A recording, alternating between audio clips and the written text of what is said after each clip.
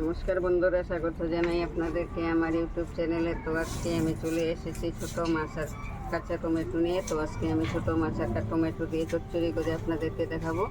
তো আপনারা আমার পাশে থেকে সম্পূর্ণ ভিডিওতে দেখতে থাকুন। আশা করছি আপনাদের কাছে খুবই ভালো লাগবে। আমার তো খুবই ভালো লাগে কাঁচা টমেটো আর ছোটো মাছের চচ্চড়ি করতে। তো এবার আমি চলে যাব রান্নার কাছে। এদিকে এবার দিয়ে দিব কড়াইয়ে তেল। তো দেখুন, এবার আমি মাছে নুন হলুদ মেখে নেব। মাছে যে নুন হলুদ মেখে নিয়েছি, এবার হালকা করে একটু ভেজে নেব মাছটাকে।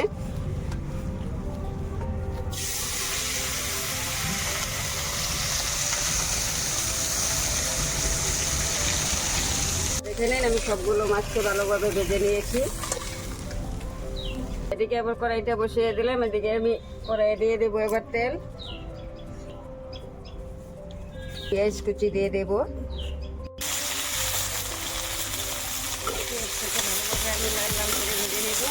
আমার পেঁয়াজটা ভালোভাবে ভাজা হয়ে গিয়েছে। যেহেতু আমি পেঁয়াজ আর কাঁচা টমেটো দিয়ে মাছটা রান্না করবো, তাই আমি পেঁয়াজ একটু বেশি দিয়েছি। তো আপনারা পছন্দ মতো দেবেন। দিয়ে দেবো আমি টমেটো কুচি।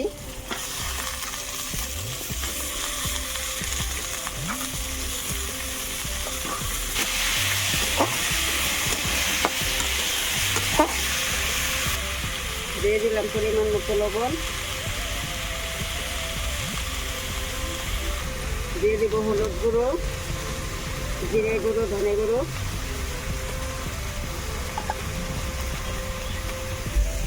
দিয়ে দেবো একটু মশলার বাটি ধোয়া জল। এবার আমি সবগুলোকে ভালোভাবে মিশিয়ে নেব। মিশিয়ে আমি ভালোভাবে কষিয়ে নেব। দেখুন বন্ধুরা, আমার এই যে টমেটোটা একদম ভালোভাবে মজে গিয়েছে। দেখুন, দেখে বোঝা যাচ্ছে। দেখুন, একটু সামান্য পরিমাণে একটু জল দিয়ে দেব।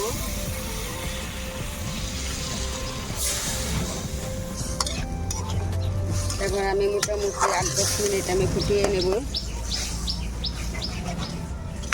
এবার আমি দিয়ে দেবো কাঁচা লঙ্কা। এখানে আমি বাটা লঙ্কা দিইনি, আজকে শুধু কাঁচা লঙ্কা দিয়েই করব। তো আপনারা চাইলে লঙ্কা বেটেও দিতে পারেন। তো আমি আজকে বাটিনি, আমি আজকে শুধু কাঁচা লঙ্কা দিয়েই করব। তো দেখুন, আমার রান্নাটা মোটামুটি কমপ্লিট। এবার আমি দিয়ে দেবো ভেজে রাখা মাছগুলোকে দিয়ে দেবো।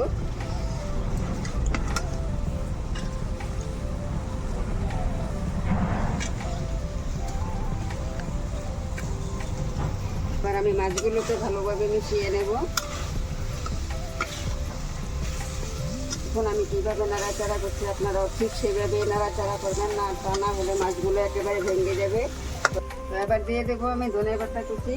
ধনে পাতা দিয়ে একটু নাড়াচাড়া দিয়ে আমি তরকারিটা নামিয়ে ফেলবো।